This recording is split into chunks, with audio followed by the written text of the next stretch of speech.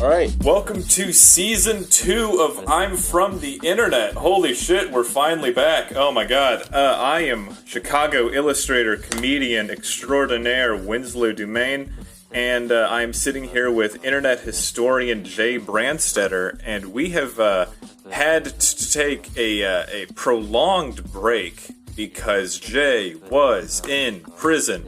So we're back.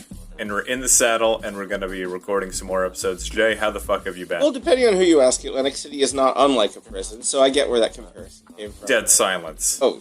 Dead silence from Jay. Oh, you can't Jay's dead, folks. Okay, you can't hear me? Okay. You can't hear me? Yeah, I can't hear you when you were doing whatever it was that you were doing. Okay, can you hear me now? Yeah, I can hear you now. Okay, cool. No, it's fine. It's very funny. No, I was going to say... That is, we have to keep that. That's staying in. Oh boy. Yeah, no, that's definitely. But no, it's no.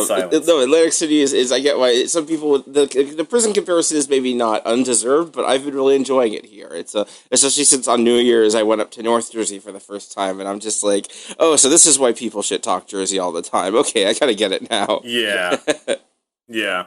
So if you're not familiar, Jay moved and is now working for Frederick Brennan. Is that right? I'm actually coming to you from his bedroom right now. This is where I'm broadcasting from. So he's over in the corner along with his dog. Jay works for Q. Frederick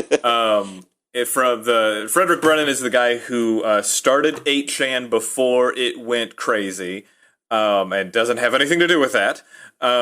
But so now Jay's the personal assistant of Frederick Brennan. Yeah, and it's funny you say that because obviously here there are a couple Q's in here because like that is like legitimately like, his favorite letter, like it always has been. So like it's very funny to see like his like childhood pictures and stuff with the Q. I'm like, man, they took that away from you, man. That fucking sucks. But no, legit, it is very fun to see like the Q's and everything, and just be something I can be like, hey, it's your favorite letter, and like I've told him before, like it's great that like a guy whose whole thing is fonts and letters has like a henchman, like a personal assistant his thing is he's named J, like the letter. Like how good is that? That is some Batman stuff. That is very funny. I didn't think about that. Yeah, Q working with J. And I signed everything with a W, so we were just like racking up Scrabble points right here. Yeah, this is we are like a double word score combo going here. It's fantastic.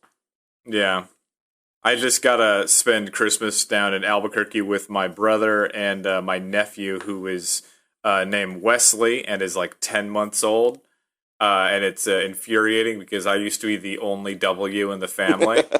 And so now I have to, when I like sign things, I have to be like specify that it's from the big dub, not the little dub. So, yeah. That's very But, yeah. So I've spent, our vacation, so to speak. I did the whole thing with the card game. I'm still doing it. I started drawing all of the art for the encounter deck, which is like kind of the meat of the game. It's everything that you encounter throughout the game. Started that in like August of 2023 and just completely devoted myself to doing that. Just powered through it as much as I could. And I drew all 188 fucking cards, finishing up in around early to mid-December of 2023. Yeah, it's worth looking up the picture on Winslow's social media of just like these piles and piles of cards of original artwork. It's very impressive. Yeah, it's truly so much. But I've had a lot of fun with that, and now I'm just gonna work on the next chapter of it, which is focusing a lot on the designing the characters that you play as. Which a lot of it is like it's very brief. Like the game is going to be up for sale sooner than you think. It's also it is available for pre-order. If anybody wants to pre-order the game that I've been talking about throughout the duration of this entire fucking podcast, it's on my website as well as a bunch of other stuff that I've made since the last time that we talked. I made those tote bags. It's like a big black tote bag, but with giant letters that just says "I am shoplifting." So I haven't seen that one. Yeah, it's been fun. It's very good. No, yeah. I want to say I finally have some disposable income here. I got some of Winslow's merch, and like it is I have the drugs bag is very fun to have. That New Year's Eve I went to a furry meetup for it. I brought the drugs bag and it was like full of stickers. And it was very fun to just everyone's eyes kind of widened for a second, be like, "Wait, no, he isn't really." Because like, yeah, I get how people would think I might actually do that just from how I present myself. But Yeah. I was like, "Don't worry, fellas, this is just some good, clean fun." And then no, the aggressive animal sticker is very popular. Like, sincerely, you should market that to furries. I think it would probably be pretty. They would. Oh yeah, it's that one's very very intentionally designed for the furry market, because I'll see them come through every once in a while. I'm like, these guys, I know what these guys want. Yeah. I remember seeing that once, like a furry convention. Someone there like actually worked for like animal control and brought like the rolls of stickers with them. So you'd see like hotel room doors with like danger rabbit animal or whatever. I'd be like, okay, that's a funny goof. But then I'm thinking like, and there's like a 1% chance that it isn't though. Yes, of course. Yeah, it's like the worst game of Russian roulette. There's the last con I was at was a like double furry / oddities and curiosities con. So it was like people dressed as animals on one side of the event expo, and then people with animals in jars on the other side. So it was a lot. It was a whole lot going on there. But that sounds wonderful. Yeah, and we have season 2 is going to be dope as shit. We have like the biggest guest we've ever lined up, as well as a bunch of other people who I'm like super big fans of. And we have some people who are like, they might not be like huge in terms of like their like immediate online presence, but they've had like this incredible impact on the world of online content. So it's going to be a lot of fun. We have some really silly things lined up, and I can't wait to get back in the saddle for this. Me too, yeah. We've not been resting on our laurels during this break. And also, real life has also been pretty helpful in that some Goon sagas have kind of been sitting on because they haven't had like a real ending for them.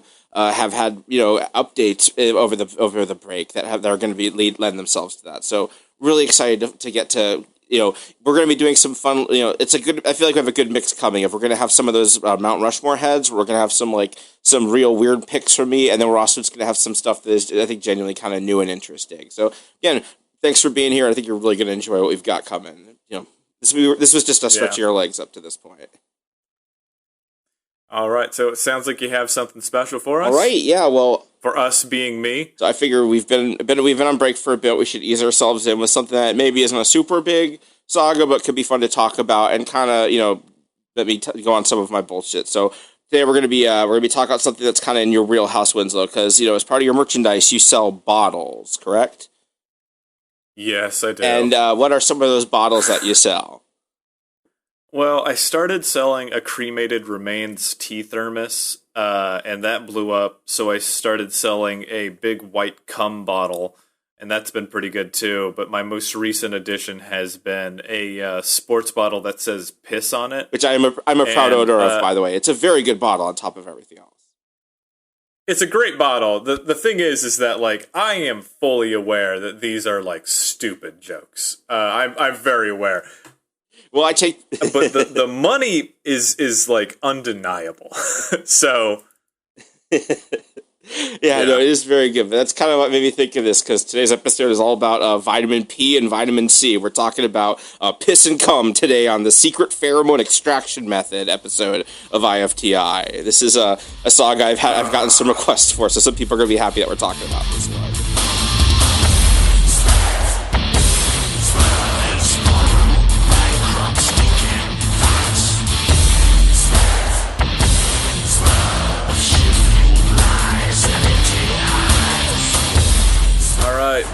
Juice me up. All right, yeah, so to set the stage, something awful and general bullshit, they have a thread called Secret Pheromone Extraction Method. It was posted on April 9th, 2008. Now, I want to give some context for this. So 2008, where we were as a society, the reality show, the Mystery Method, I think it was called, or something like that, was airing. The one where it was like a dating reality show where the pickup artist Mystery was like wearing his dumb hat and telling people how to like neg women. That's kind of where we were as a culture. So it was very much in the air, this thing of like, and also like even on Something Awful, this was the tail end of what I like to call like the libertarian era. So goons would post stuff like ladder theory. Was that ever a thing on Manson USA, ladder theory? Ladder theory. I can imagine it's just like stages of like talking to women or something It like was that. like it was basically like a way of a really complicated way of whining about the friend zone. The idea was that like relationships are like ladders where it's like every you're like you get put on a rung, and when you're on a rung you stay there, and the idea is like that's why like if you're friends with a woman she won't want to date you, you have to move to a higher rung on the ladder. And it was like all this real it was, the whole like can we please make dating like Dungeons and Dragons, please? Could there be like dice rolls with this? Yeah, I one of my favorite responses from the internet is somebody who's just like, when you get a divorce and you start dating again, it's like you are restarting your RPG and you get to pick a whole new character. Oh my god! And the response to it was like, my wife leaving me is like a video game. It's like, oh, these fucking nerds. I'm laughing, but I have no right to laugh at that because, like, being friends with Fred, like, he's a big like history nerd. I learned a lot of history stuff from him. He tells you like really cool real world stuff, and I'm like, you know what? This reminds me of a video game. And he says to kind of like, yeah, you're right. This is like Metal Gear Solid. I've never played that game before, but you're totally right. I have a woefully underdeveloped like cultural knowledge in a lot of those things. So like I don't have like I've never seen Indiana Jones, Star Wars, Jurassic Park, Fight Club. I've never seen any of that shit. I've also never played Metal Gear. I've only briefly played Grand Theft Auto. Like none of that stuff has ever. I just never watched it or played it or anything like that. But I do now have to like stop myself from being like, in Silent Hill 3, it's just like I have to have more than one fucking touch point, because I can't just be the Silent Hill guy.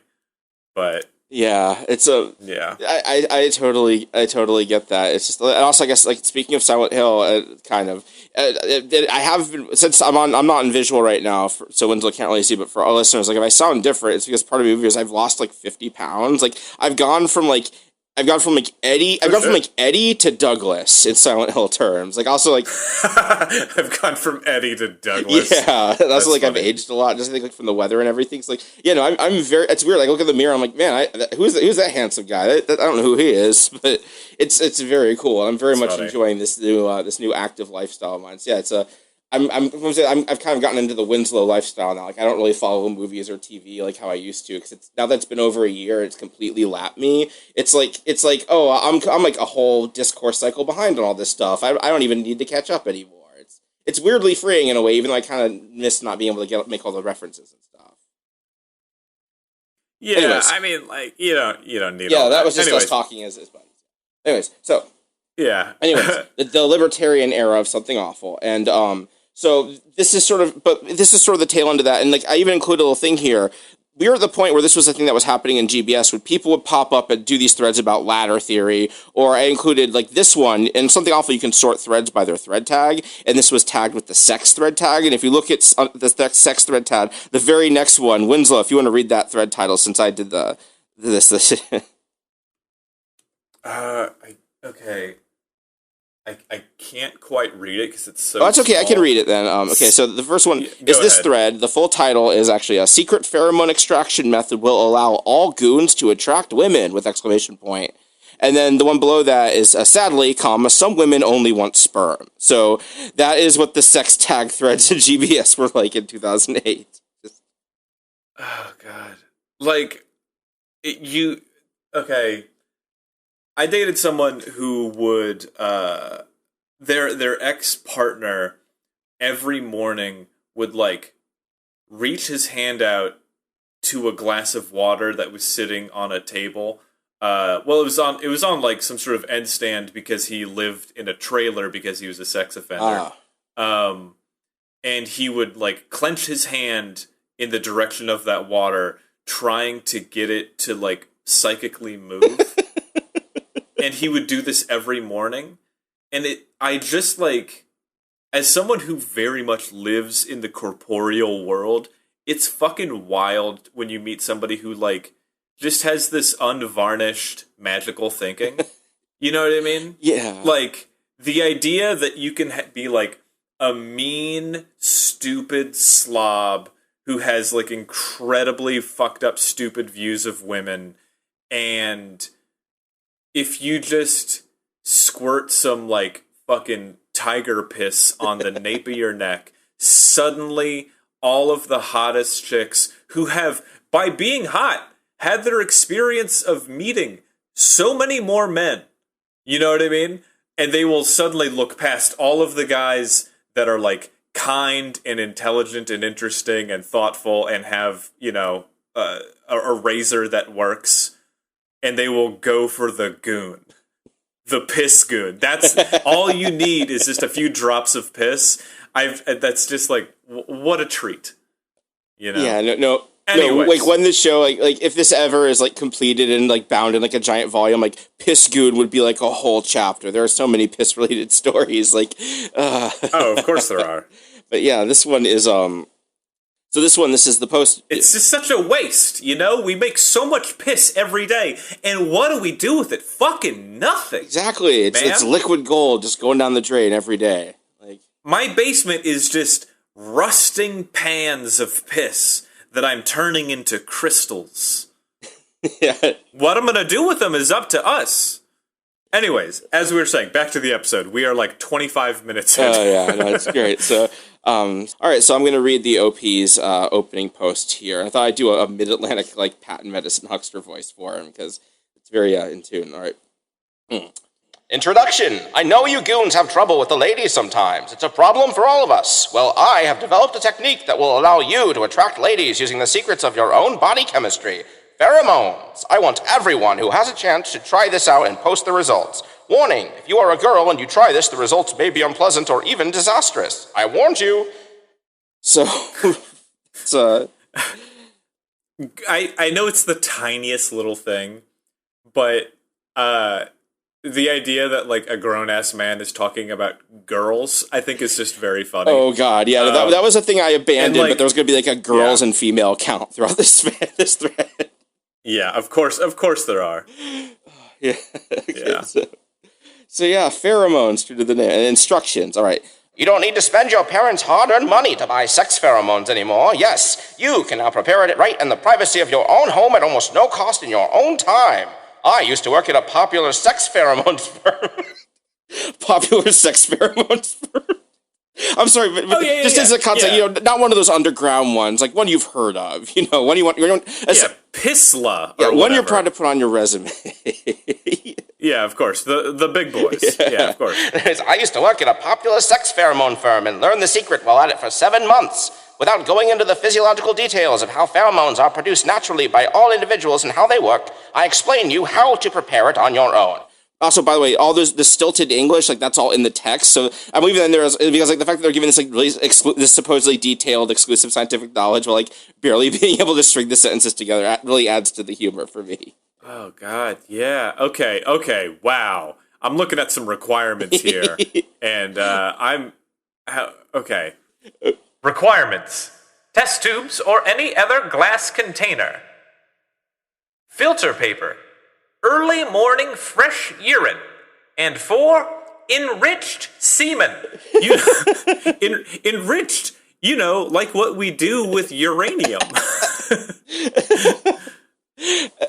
Oh, God. Yeah, a big angry meeting at the UN about the cum enrichment they have going down in Iran. Yeah, it's the cyclotron just spinning up jars of cum. Just like mason jars, like ball jars of cum. That's why they call them ball jars. Yeah, that's why they built the Large Hadron Collider to make the enriched cum. The Large Hadron Collider.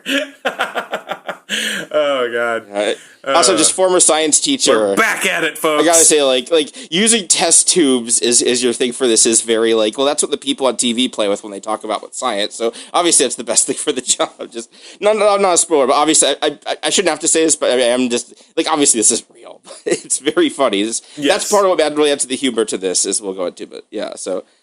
I mean, but I also kind of want to try it a little bit, you know? Oh, yeah, I wonder what Patreon stretch goal would that be? I make and wear the pheromone. All I can think about is playing with myself.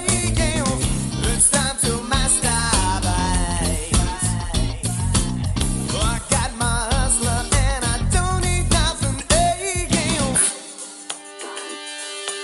Oh, you're scrumptious. This is going to be the hardest part for many of you. You have to abstain from sex/masturbation in any form for 10 to 11 days. Don't extend it beyond 12 days, though. This is to enrich your semen. After you have completed enrichment, arouse yourself to an intense degree with the aid of your sex partner or quality porn. Masturbate and collect the enriched semen in a glass container. Now, filter the collection into another glass container using filter paper. It should be done within a minute of ejaculation, or the pheromone in the semen will be oxidized. Seal the container tight after you collect the filtrate. The urine in the early morning after an adequate sleep is very different from urine at any other times of the day. It contains high levels of urea, which is used as a catalyst for activating the pheromone. Make sure you have a good night's sleep and collect the urine in the morning. Now, I know very little about the material science of this, but semen is like the whole shebang. Sperm is collected within not what is it, smegma? No, smegma is like dick cheese. Yeah, I know. What's the? Yeah, you're talking about the you're talking about the I was in fully P mode, so I'm having to change gears and go into cum mode. So. Parts of let me take over here. Parts of semen, fructose, uterus. I don't know. Whatever. You get it. What I'm trying to say here is that you're not going to actually get any semen. What you're going to get is like the just kind of the packet that contains the actual individual sperm cells, which I believe is semen. I don't know.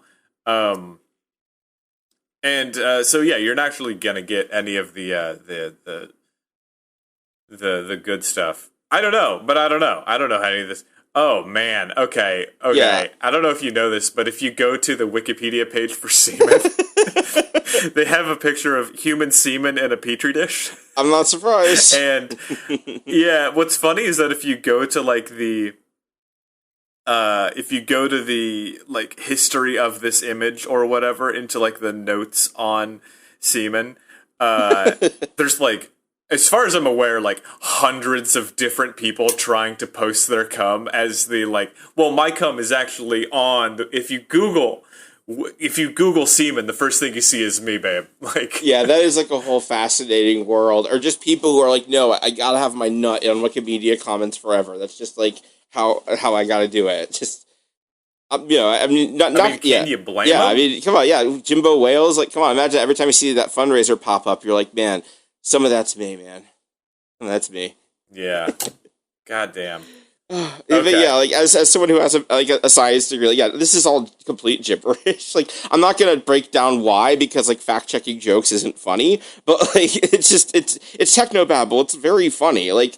I guess like it's because like urea is actually like super interesting. Like there's a whole, it's literally the cornerstone of organic chemistry is built around piss, because it was like the first organic chemistry compound we were able to like synthesize using inorganic materials. And so like, oh, this is just like any other chemical. There's nothing unique about living like material. It was really neat. But anyways, I can't blow on my piss chemistry because like I said, this is like a thing that is going to be a recurring theme in our episode. So this has been the piss science corner for this episode. Piss science. Bill Nye, the piss science guy. Oh, my favorite show as a kid. Anyways, procedure. If you'd like to, let's see. I guess I can do this part since you did the last one there. Oh, yeah, that's right. That. Okay, I wanted to know that filtrate, by the way, that means that just means a liquid that's passed through a filter. So like that's part of why this is funny, because they're using a lot of like really like pointlessly verbose and specific technical language. It's like when you see like an operator online talking about doing like ocular pat downs and like searching for like exits and stuff. Yeah. Like it's just like, it's like you text when you're driving. Shut up. Like I am not like you are not fooling anyone that you are this operator badass. Like operator. I didn't know that was a thing.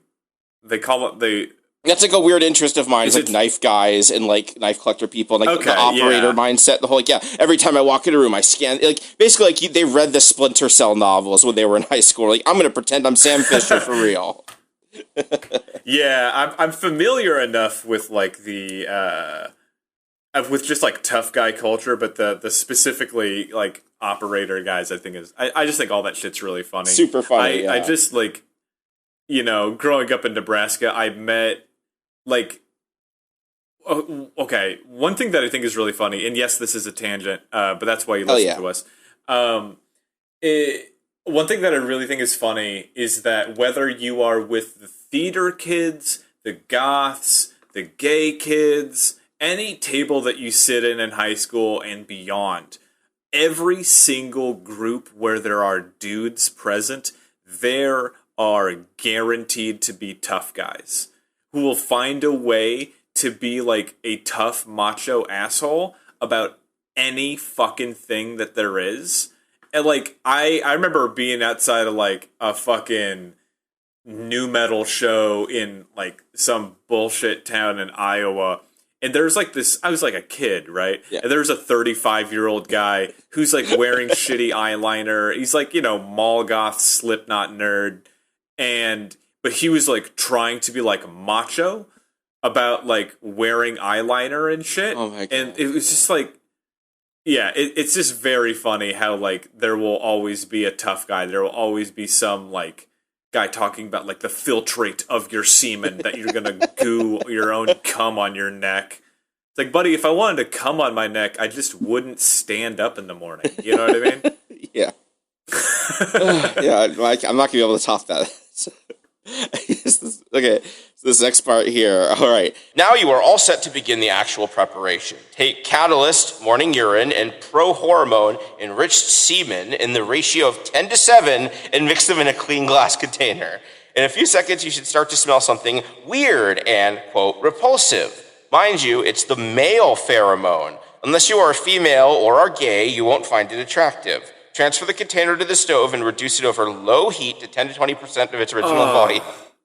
Oh gosh, yeah, like this is we were like still like in the gay gene era, which was like, yeah, that is like, It's like, yeah, that part is like a throwaway, right? Like, I mean, the thing that we do not have the fucking time in the world is to get into like the differences between sex and gender, and the fact that like gender is obviously so much more fucking complicated than any of this implies. Like the idea that there's guys and dolls, like that's you know what I mean?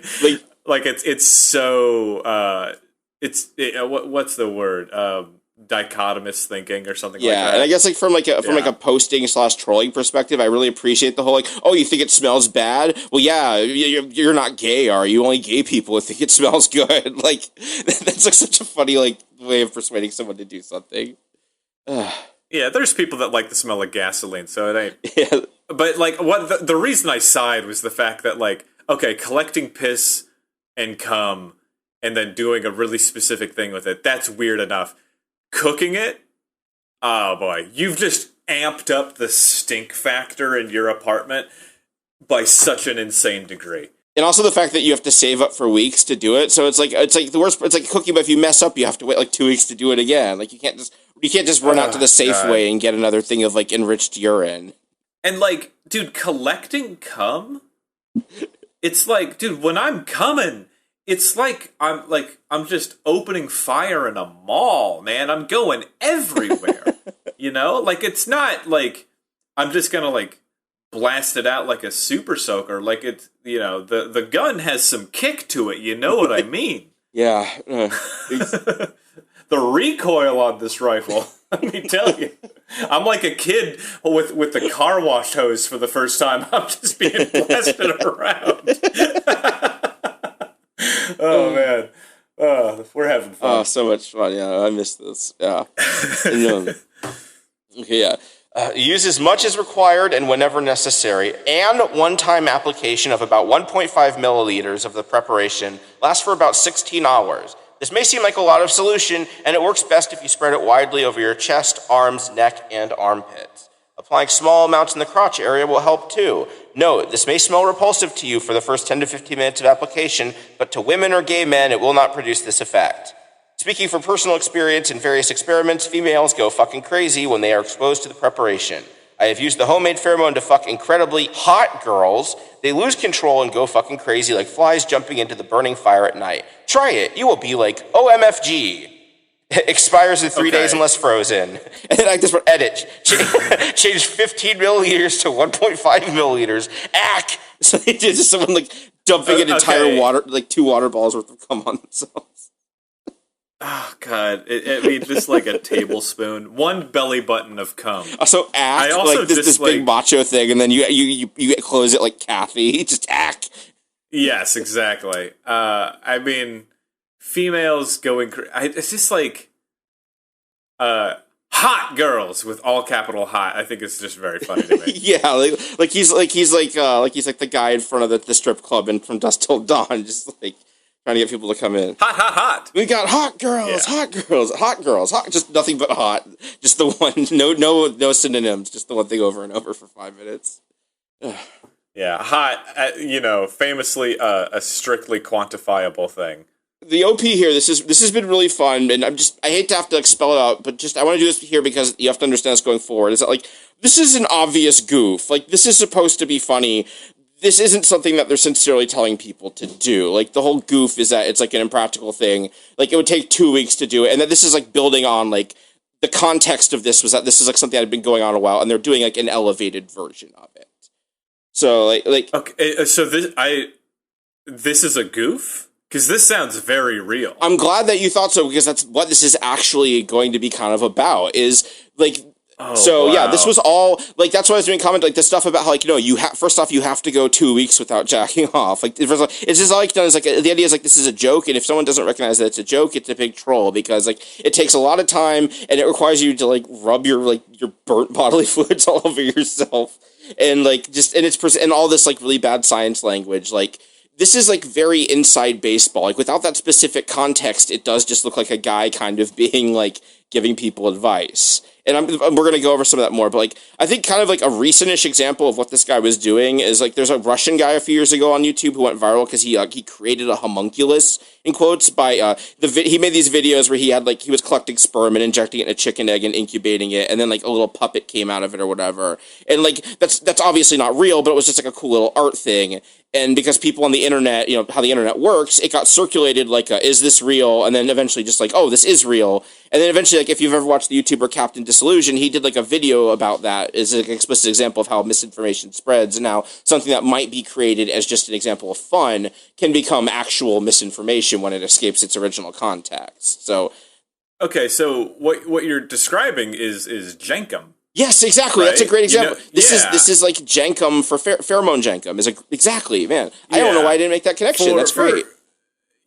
For people who are enjoying their lives much more than us, South Park did an episode where kids discovered that you could huff the spray out of a cat's ass and get like really fucked up.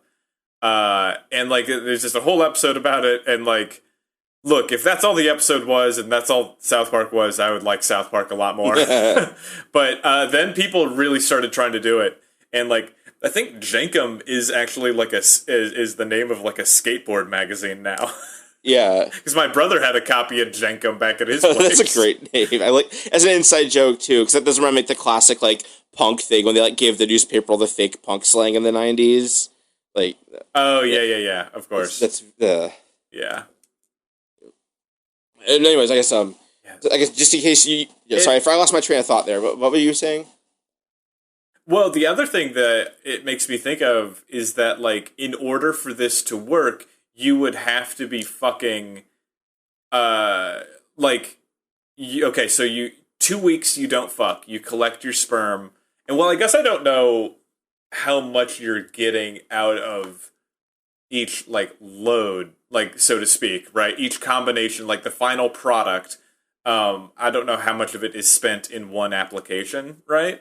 Because say you don't fuck for 2 weeks, you collect your cum, you make it into like the little vial of whatever, and then you use it, and let's say it's successful and you do fuck, then unless you are not coming that night, you have to like either come on her and then immediately collect it and then be like, don't worry babe, scrape off of her back or whatever, and then this like gift of the magi situation.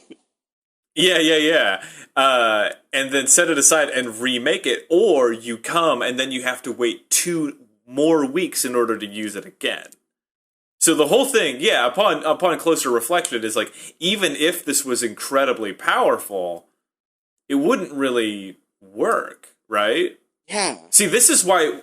Okay, what we do is we take the Jordan Peterson guys, like the guys who like truly can't fuck at all, and we just get them all to like donate their cum to a company that does all of this for us. So true alphas like me and you can just buy somebody else's, sperm or whatever, and then we just use it on our own selves. Well, like, let the unfuckables make the stuff for us, and then we go out there and we just smash tail. Well, I'm glad. I guess smash tail literally in your Well, case. I'm glad you agree, Winslow, because see, now that I've lost this weight, I have a business venture for you. I have this new TikTok persona I'm going to create. It's called the Cum King. The premise is I sell cum supplements. I mean, that's already like the Liver King, but with cum. What's his name?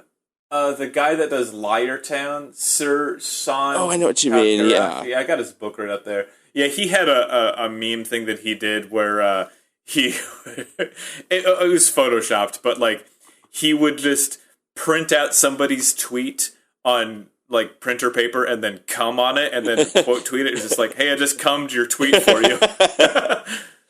Oh man, that's something that's happened in Fiat a few times.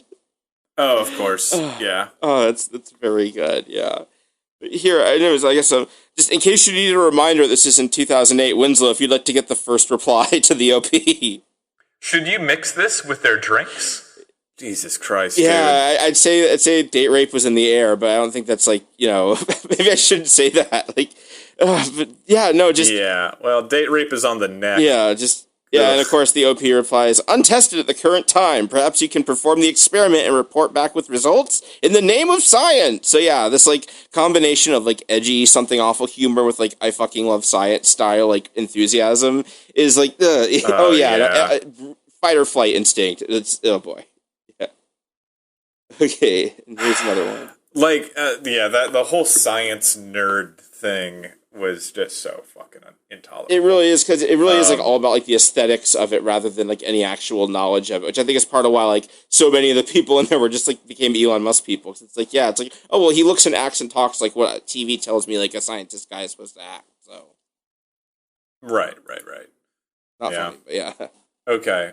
I don't think I understand the filtering bit. I'm not very good at chemistry. Can you explain it in more detail?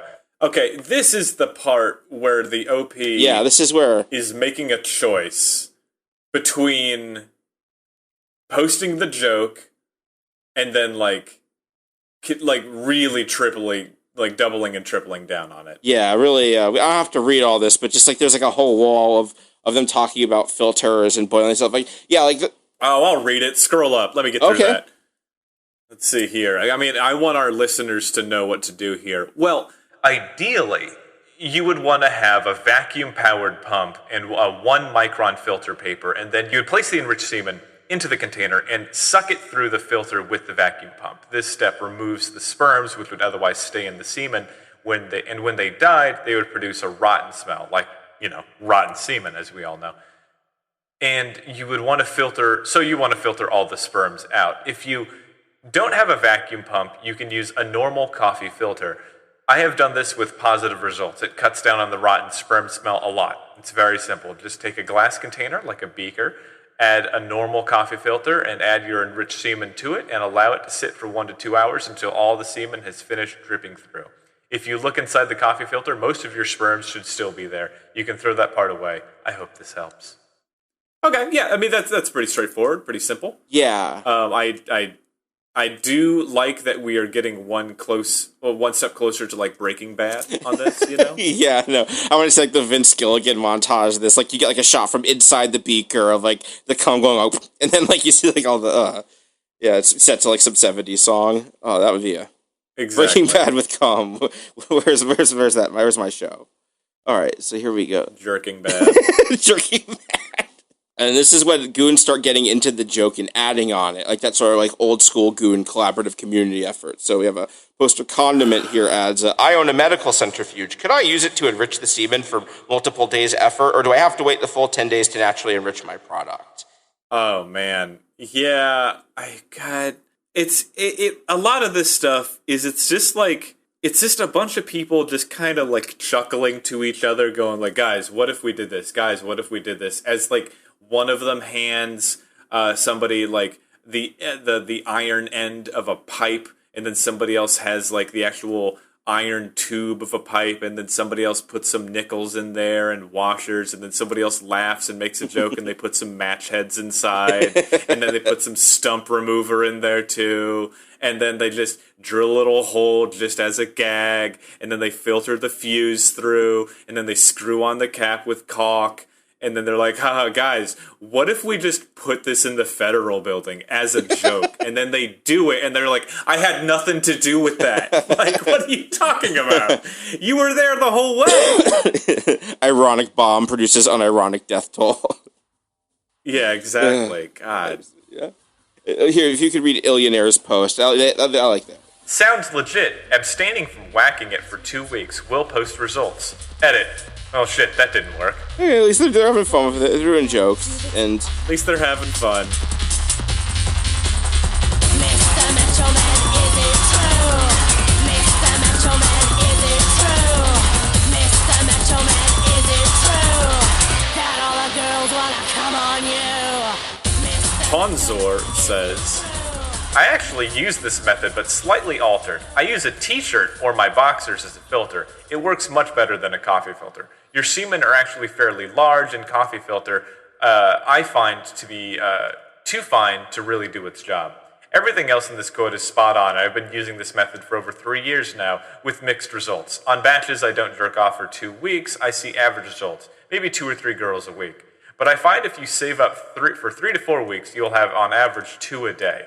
I also have no idea why you would share something like this. Kind of trade secret for the pros like myself. Yeah, I mean, I guess that kind of reveals it. The fact that no one here has ever heard of such a thing is a little bit on the nose, but yeah, and just kind of like this post funny. In particular, the whole like kind of like the OP like whatever they at least had like a joke. This one they're kind of losing, and it's kind of like instead of it being like a weird scientific thing, it's like, well, yeah, I'm coming in my t-shirt and my boxers, stuff like that. Where it's like I can't do the joke better, but I can do more of it. Not as good, like right, yeah, like that type of like for really sure. bad, and this is when you start getting people where once people sort of have their initial reactions, people start going, "Oh man, wouldn't it be wild if someone actually did this though?" So we have a post squish here.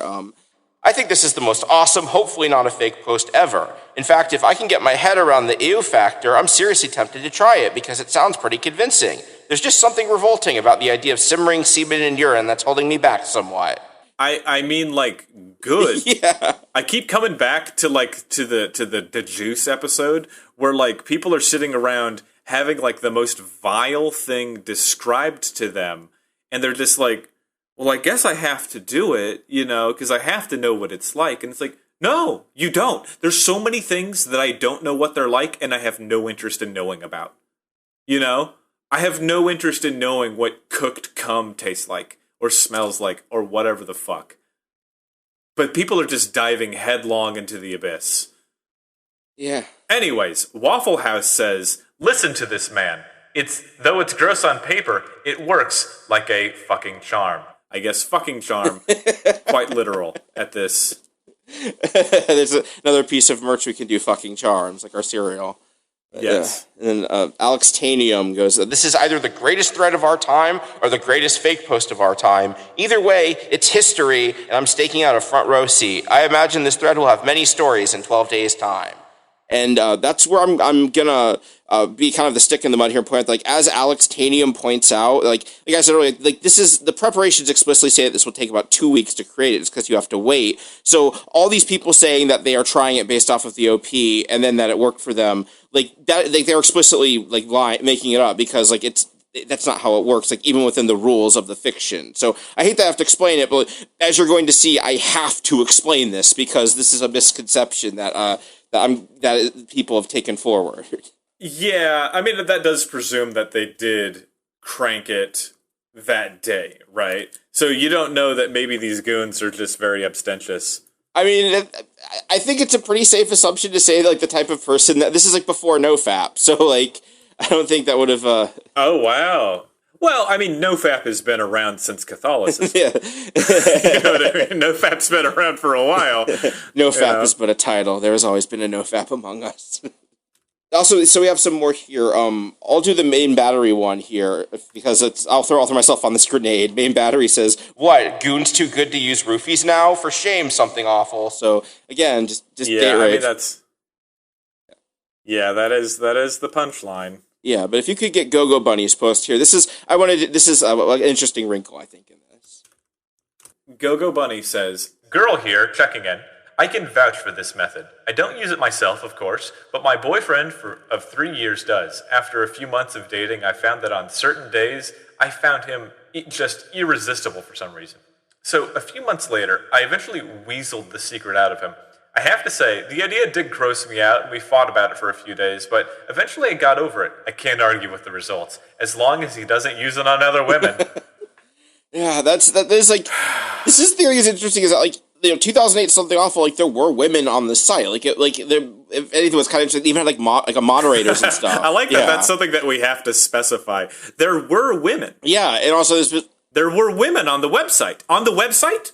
There were women on it was, this was the time when, you know, any of the billions of fucking people. Yeah, like, this was the time of, like, there aren't girls on the internet, so, like, whenever people did, but that was like a whole thing. So the fact that, like, since it was a comedy site, like the fact that, like, even like women, like they are playing along. This is a thing where it isn't just like gross slovenly guys falling for like an obviously fake thing. There are like women playing along with it too. It's like a whole community thing. But again, 2008 again, the OP's follow up to Go-Go Buddy's post is, I find that for most women, they become not only turned on but visibly aroused. Parentheses, erect nipples, panting, extreme lubrication, end parentheses. When in they are exposed to the pheromone concentrate. Was this the case for you as well? So basically the response immediately gets horny and weird. It's like, hey, what's it like when you get turned on? Can you describe it to me? I don't really know. Just like, There's, okay, I mean, like, he's just describing, like, the ahigao bullshit. There's so much to say here. So... There's a thing where, like, ostensibly, if we're all making sex jokes, maybe it's okay to include other people in the joke if we're all consenting to be making sex jokes. I don't know. But, like, this kind of goes into the same world of, like, the you know, 5 guys and 1 girl are playing Dungeons and Dragons, and, like, there's always, like, a sex monster that just happens to grab the girl. And, like, the dungeon... Like, I've just heard so many stories of girls just being, like... Women being, like, completely fucking creeped out by guys that are, like... They think that they're playing along, but, like, there's a part of, like, internet dude brain that is always looking for an open no matter what. You know, just, like... You know, there's a woman on the internet posting about, like, yeah, I had all my skin burned off by acid, and then I broke all my bones, and now I'm in a hospital bed for the rest of my life. And then, like, there's going to be some guy there's like, so what do you wear? You know, are you naked underneath the body cast? What'd you look like before that? No matter what. Yeah, exactly, yeah. Yeah, so this was just the first page. The thread is 14 pages long. I'm going to be real. Like, we've basically seen everything the thread has to offer. I went through the whole thing, and, like, there's not really, like, there's some little bits I put at the end, like I mentioned, if we need to put those. But first part, like, the only thing I really feel need to mention is just the fact that it was a joke. And, like, here's an example of, like, the type of jokes people are making here. This poster, JMDG, says, I tried this out on my girlfriend, and now I am married and have 4 kids. Watch out, guys. This stuff is powerful voodoo. And that's another thing, too. A lot of people with girlfriends and wives talking about trying this out on them. Like, it's very cute how, like, everyone's trying to play along, even when it's, like, very obviously not, like, their thing. Yes. But yeah, so that thread is actually gold mined on the 20th after starting on the 9th, so it only lasted 11 days. The mods explicitly did not let it stay open long enough for anyone to have, like, had the full 12 days to start collecting the ingredients. So even if anyone wanted to try and do it, they couldn't have. So again, I've read the whole thread, never happened, never even had that possibility to happen. A lot of people talking about wouldn't it be funny if it happened, but it never did. But like I mentioned, part of the joke became laughing at the idea of someone actually falling for it. Like, Winslow, if you could get Revolver Ace's post here. I can't wait for the first poster who covered himself in sperm and urine only to find out that it didn't work. But if you are that desperate fellow, please post pics of your future image macro creation. Thanks. Yeah, I mean, there's got to be somebody fucking somewhere who's gonna just be covering themselves in goo for this. Even if they're just doing it for the lol, you know what I mean? Like, there's always somebody who actually goes through with it. Yeah, and also 2008, we're still calling them image macros. We haven't the term meme hasn't really solidified yet. Yeah, that's funny. Like advice animals were just starting, I think, around this time. So yeah, but as an internet historian, I've noticed the sort of progression that happens on the internet.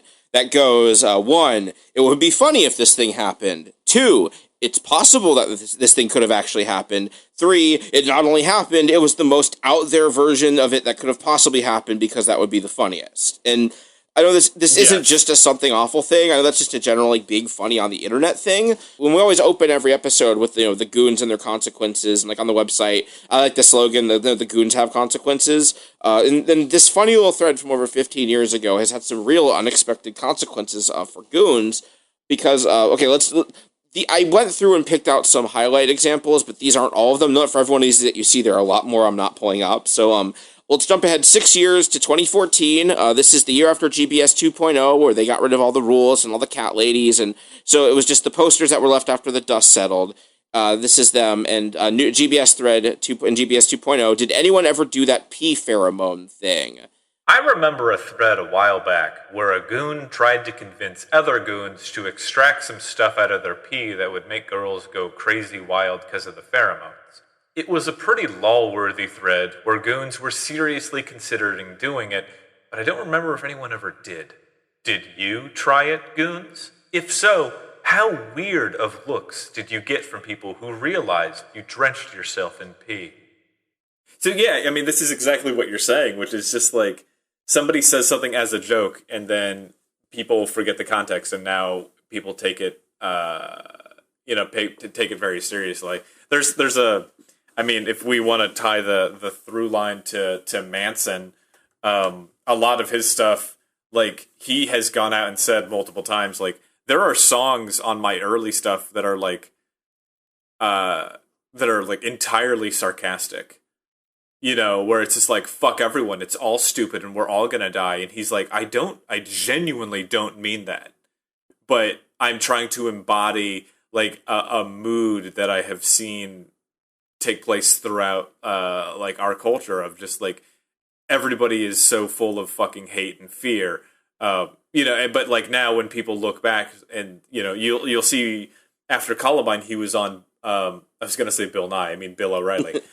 He was on Bill O'Reilly, and Bill O'Reilly was just it's unfair to say that Bill O'Reilly was taking his lyrics out of context because like you're on cable TV, you're not going to be able to sit down and read through all of his lyrics. And even then, his individual songs are in the context of the album, which is in the context of like goth culture and like metal culture at the time. Like if you want to call Manson in like industrial metal, for a brief time.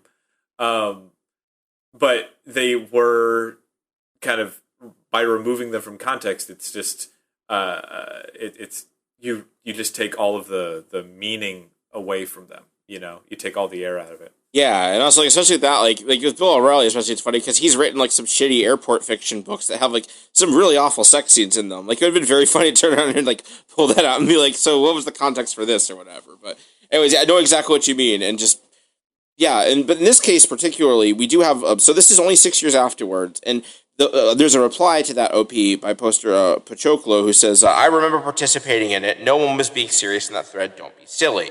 So you can see that we're 6 years out, and there is sort of like an immune system operating, where there's a living memory. People are going, I was there. That's not what happened. And also keep in mind, I cherry picked the most legible post for this. The majority of the thread is stuff like this. And we don't have to... So it's just I regularly jank in proximity to beautiful women at work. Yeah, going outside? Yeah, right. You'll be asked stuff like that. So it's just like Anchorman jokes and all the posters are banned. Yeah. So, okay, here's a question that you would know. Throughout all of Twitter and, all of everything everywhere all of the time, the world is just like choked with bots, and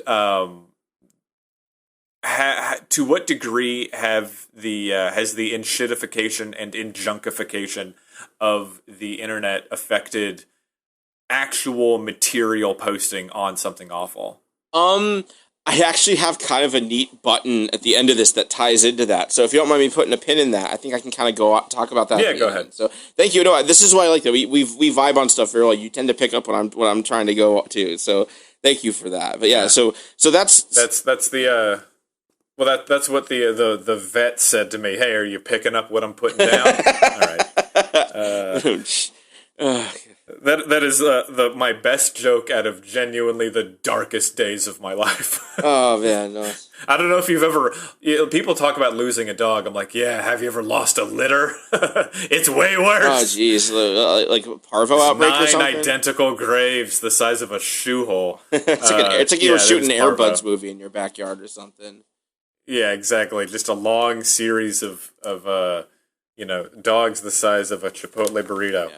Anyways, let's bring the mood back up to the cum level. Yeah. It's like they say, a rising cum level lifts all boats.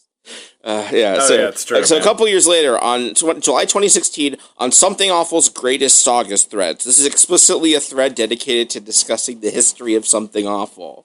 A poster. This was on the tail end of a long post, but a poster here goes. And the thread where a goon convinced other goons you could boil your urine down into a pheromone that could instantly attract women. And no one pushes back a bit against that this time. This misconception that it was a sincere thread and not a joke. No one says anything about it in this thread that is explicitly about documenting the history of Something Awful. And because Something Awful infamously does not have a functioning search feature, well, first off, no one will be able to check it, I guess. But also, like this, I can't even say this is the first time this has happened. This was just the one I thought was the best because it's explicitly in the one place it's not supposed to happen, the place where people are talking about the site's history. So 2016, no pushback against that when it comes up. Now, 5 years later, August 2021, the cursed images thread in PYF. So again, also, these are in non-comedic sections of the site. These are the parts where people are having like sincere conversations. This poster here. This reminds me of a thread in GBS many years back where someone claimed that you could make yourself more desirable to women by producing a concoction of your own pheromones, which you'd use as a cologne. Naturally, the concoction was made by something like fermenting your own semen and urine together and putting it into an atomizer. Guy literally had goons spraying themselves with their own piss and jizz thinking that it would get them laid. Anyone remember that? And Captain Toasted, who is quoting that, replies, I definitely remember that shit. Absolutely wild. So now we're at the point where not only is misinformation going unchallenged, other posters are collaborating the misinformation as fact. Like, oh, I was there, I remember it. And so we're at 2021. It's been 13 years at this point. So like there's not as much of a living memory anymore. So there's no one to really challenge the misinformation. So we're like entering a copy of a copy territory. That's it, because it kind of takes me back to the Hulk Hogan meat shoes. Where we just have this, we're just getting copies of copies of copies all the way down. But I don't know. It's funny that I know that this has been the thing that's been happening for all of human history, but we're now in a point where everything is happening faster, and we also have documentation of everything. Like the people misremembering stuff, and then the Mengele Effect of people insisting on the other way around. It kind of paints this picture of oh man, how can you ever trust anything from history ever if we are clearly so viscerally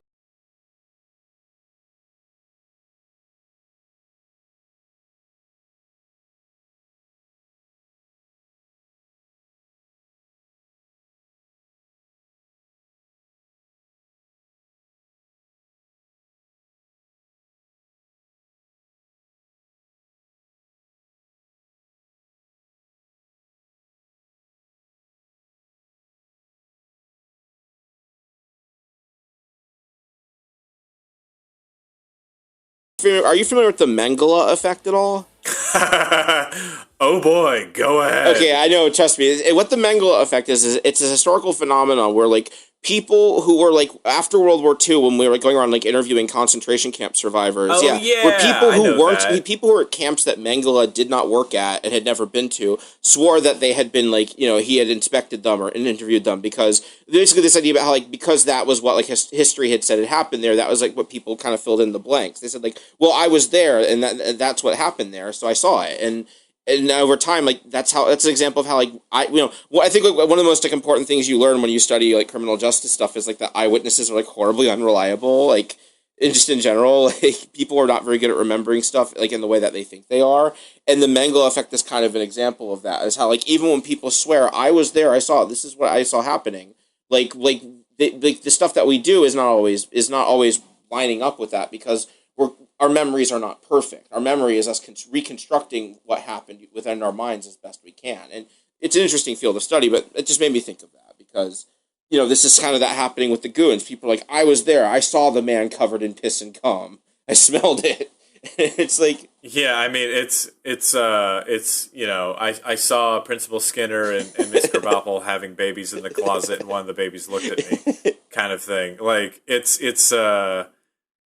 yeah, God, this is rough, and I'm sure that no one will take the Mengele effect out of context and use it to deny one of history's atrocities. I'm sure that that's never going to happen. Oh, gosh. So. Oh, no. Yeah. It's also very funny. The first time I ever heard about that was actually the X-Files. They did an episode about the reboot did an episode about the Mandela Effect, and the joke was that the guy was from a universe where their version of the Mandela Effect was called the Mengele Effect. So later on, when I was reading about history, I learned about this actual thing. I was like, oh, that's interesting. It's just very funny. Like, because from the name, I was like, oh, that sounds ridiculous. And then when I heard about it, I was like, ooh, this sounds horrible. I was like, oh, no, I get it. But yeah, they could have picked a better name for it. Like, there's so many examples of that. Why would you use the one from, like, yeah. But anyways, I did skip a post, to go back to it, I skipped a post from a poster named Riot Bimbo earlier, who is, so I'll go back to Riot Bimbo's post because they show up again here.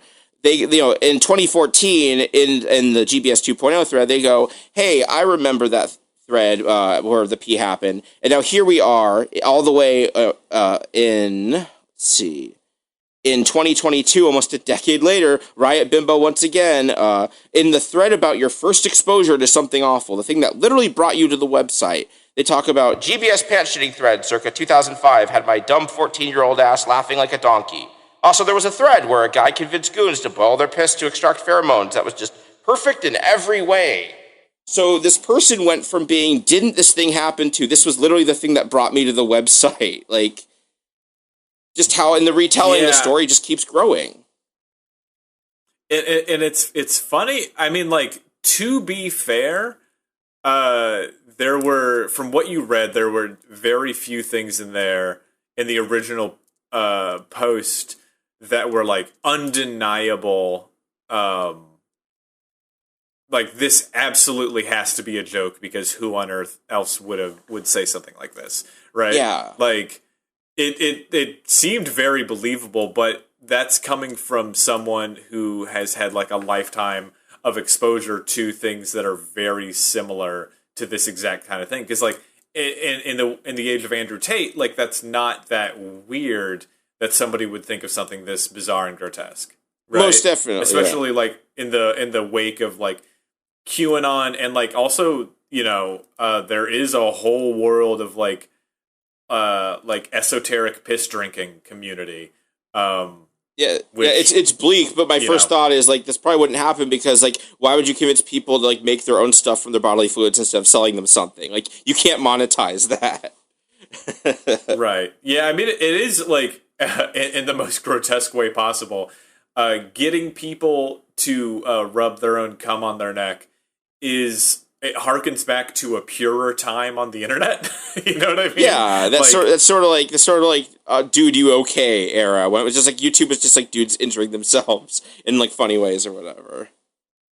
Right. Like, and of course, if this were to happen now, it would be selling people like a like dark brown powder that is full of like lead and cadmium.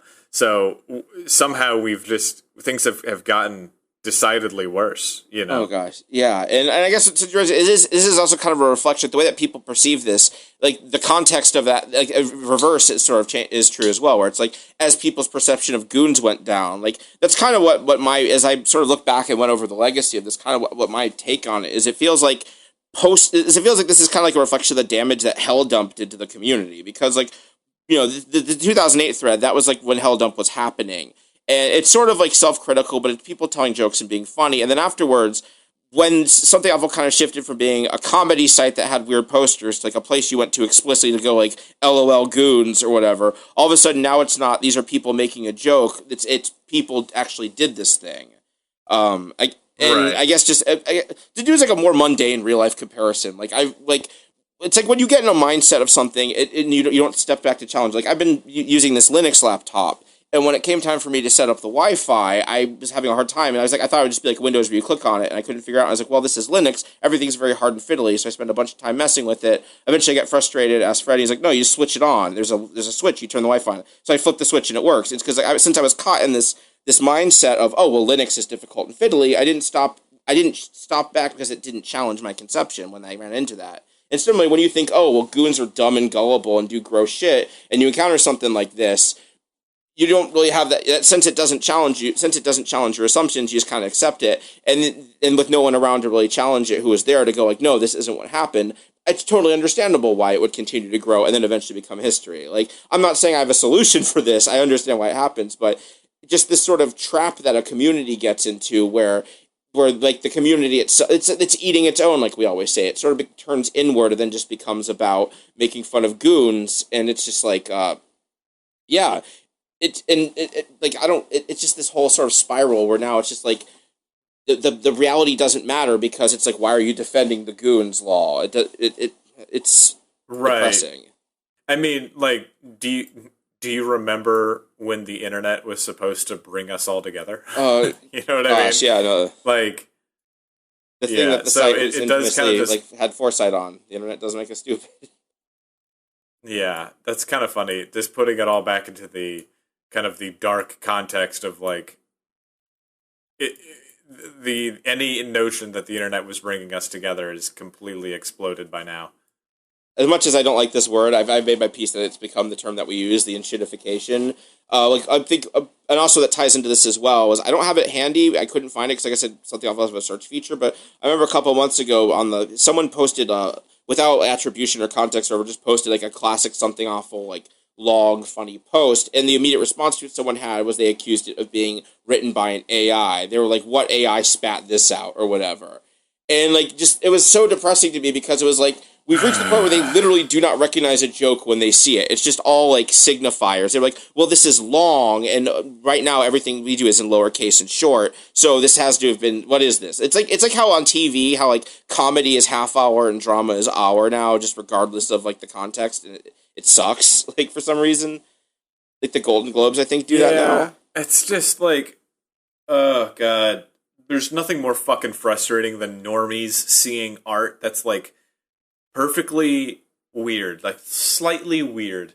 And they're like, what drugs were they on when they made this? It's like, shut the fuck up. Oh, yeah. Like, are you fucking serious? Like, the only way that a person can be creative... it's just some suburban fuck who looks at spreadsheets for a living, and they're just like, oh, you must have been on some crazy drugs when you made this, an art that has more than one color, Like, oh, yeah. What could the symbols mean, Yeah, it was... And so what we're going to be looking into now is just a lot of people being like, seeing things that are like truly creative and funny and weird, and they're going to go, oh, what AI made I think this has to be AI. It's like, no, sometimes people are just fucking weird. Yeah, no, AI, yeah, no, like, legit, like, saying something this feels like it was written by an AI is like, it is like a criticism an AI would write. You're not saying anything, it doesn't mean anything, you're just repeating a thing you saw, like...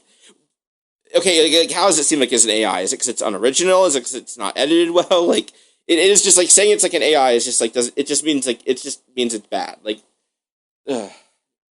yeah, and right. Again, I don't know how to fix this, but in this particular case, just I just thought that was a sort of neat tie together with it all. Just, I guess, this funny, like, this thing that was, like, no, I don't even think it was very funny. Like, I like super funny. Like, I remembered it, but, like, I read this thread when it was when new and ongoing, and everybody's like, okay, this is kind of a funny parody of stuff. I think it's just the fact that people thought it was real and it kept going is why it had such a long thing. If it wasn't for that, this water would have just vanished into the ether. And it's just, as part of I thought it was like a nice small one to ease us into, just interesting, like, look at the community over the years and how it changed, and also just people ask about this one, so now I can finally have a thing to point to and be like, yeah, that didn't happen. Here's the documentation.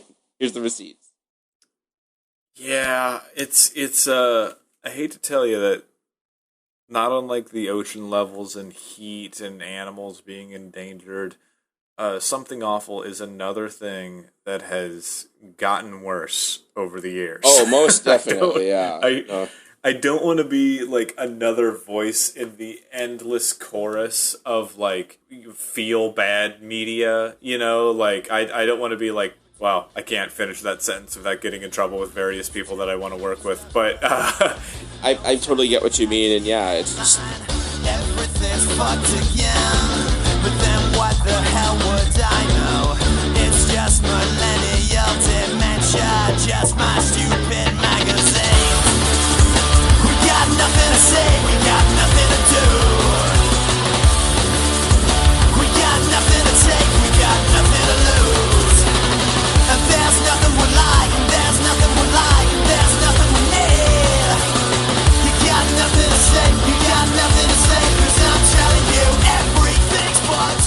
and then we have some bonus posts for the end of this that we could fit in here. 429CJ posted, I have a question about this mixture. If combined with the Axe effect, will the results cancel out, or will women remove clothes on the street ready for some lovin's? This is of utmost importance. And the response is from Main Battery, and man, I wish I had a more delicate way of censoring this, but it's just, Axe is for F-slur. So, okay, there you go. There's your joke. That's something awful. yeah, That's a user on something awful. I'm sure something awful has plenty of people who don't use gay slurs. it's 2000. No, it's 2008. Something awful. Like, everyone. It's been 24 fucking years. It's yeah. No, fine. the reason I put that there is because like the whole Axe effect thing. So I was like, man, that's a thing I haven't thought of in like 2 decades. Like, do you remember the Axe effect? Yeah. Like that whole like for like younger listeners, 'cause I know we do have people who are into this, like who are not as a nostalgia thing. Like in the 2000s, that was when they like these companies started realizing like, hey, we could market hygiene products to men or like to like insecure teenage boys by like getting over their insecurity by making it like super hyper masculine and super hypersexual. So it's just like the idea is like so they won't think it's gay basically. And so as a result, there was like it was like very popular to kind of like, I mean, first off, they were annoying because like if you were a teenager at the time, every high school just smelled like every flavor of Axe at once. It was like it was horrible. It was like you were getting embalmed. Yeah. But I remember taking the bus to work, and it was just like walking into a cloud of Axe. It was just so much. Yeah, and just that was again with sort of the weird, like where masculinity was at a weird top place. Like this is when companies realized they could make money off of selling cosmetics to men, but they hadn't quite figured out like the point. Like everyone's like recently I saw it's like I think like this was like the 2010s is like when they were doing like nail polish, but calling it like nail armor and selling it like camo colors or whatever. Like this is what the 2000s was kind of more like the like gamer like the like Maxim and gamer type of like marketing. All right, and here's another here's a post I want to shout this one out. This is by Lemon Shark. I'm going to stuff one of those diva cups up my vag and leave it there for 2 weeks to collect the sweet womanly dew, then boil it to test this for girls. I'll keep you guys posted. Because like diva cups were very much like a goonette signifier. Like male goons, they had like their personal hygiene stuff. Like safety razors were a big thing, like being into a safety razor, and like everyone regardless was like into bidets. Like something awful was like very evangelical about bidets in a way that like. You know, I mean, it's like it. You know, but they are good, they are cool. But the Diva Cups was like the goonette thing because goons like to optimize stuff, and this was like, well, instead of buying a disposable thing every month or whatever, you just have a reusable thing, and it's better for the environment. Yeah, just that adds up. Yeah. Also, because I know this is usually like very male focused. I'm going to shout out like, yeah, this is where, like what the ladies were up to on something awful at the time. We were all about reusable menstruation equipment. It is kind of funny that like, of course. When you can't present yourself as, I'm clearly a man, I'm on the internet, so you can't see that it's a man posting. They have to go well out of their way to post about all of the signifiers of gender, and women do it too, by like, I need to, hi, I'm a goonette, hi, I use a diva cup, hi, I do this, and it's just like, it is just very funny how important it is for some people to to latch onto their like gender signifiers like that. Yeah, and to quote comedian Megan Keister, my diva cup runneth over. I don't know what the context was for that, but she's one of my favorite comedians who I like her because I look at her and I'm just like, oh, you fucking hate me. Like, you seem like you absolutely hate me. And that there's something about that in a comedian that I find to be very, very entertaining. Oh yeah, no. When done well, there's a few things better. Yeah. Okay. Well, is that all you have That's for me? all I had prepared for the doc. So that's this week's episode. It's good to be back. This is a nice one to ease us in. We're going to be getting into some real weird shit this coming season. Yeah, we have some fun stuff, some government stuff. We have all sorts of weird shit going on. Yeah, we got government stuff. We got live music listening. performances. We got celebrities. This is going places. Yeah, it's going to be fun. Thank you for listening. This has been fun. If you want to follow us, we are at I'm From the Internet or IFTI. I think it's IFTI Pod on Twitter and all that. You can always hit us up at IFTI Pod on Twitter, but I think it's IFTIPod@gmail.com. Yep. Go to my website, pre-order my card game. It's winslowdomain.com. You can also follow me on Instagram at Calculations. On Twitter, I am just at Winslow Domain. Come and say hi.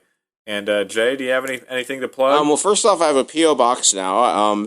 You can send me anything you want at P.O. Box 2750, Ventor City, New Jersey 08406. So if you have any old something awful stuff you want to send in or letters or whatever, go right ahead. This is a P.O. Box.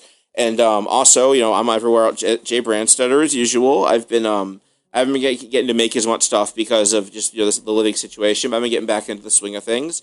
And just in general, also I've been posting just kind of like neat work stuff because now that I'm living in like a new city, I have I'm just exploring new places, doing some fun stuff, working on things. I have not been resting on my laurels while we were offline. The only reason I wasn't making this stuff there was just so busy. Yes. And in prison. Thank you for listening. We'll be posting more stuff soon, and we're happy to be back. Thanks for coming. All right, great to be back. See you next time.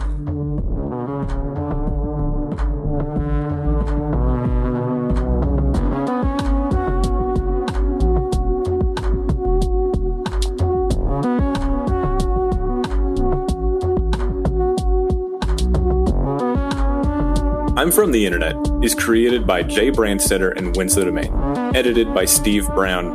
Music by Steve Isbroke.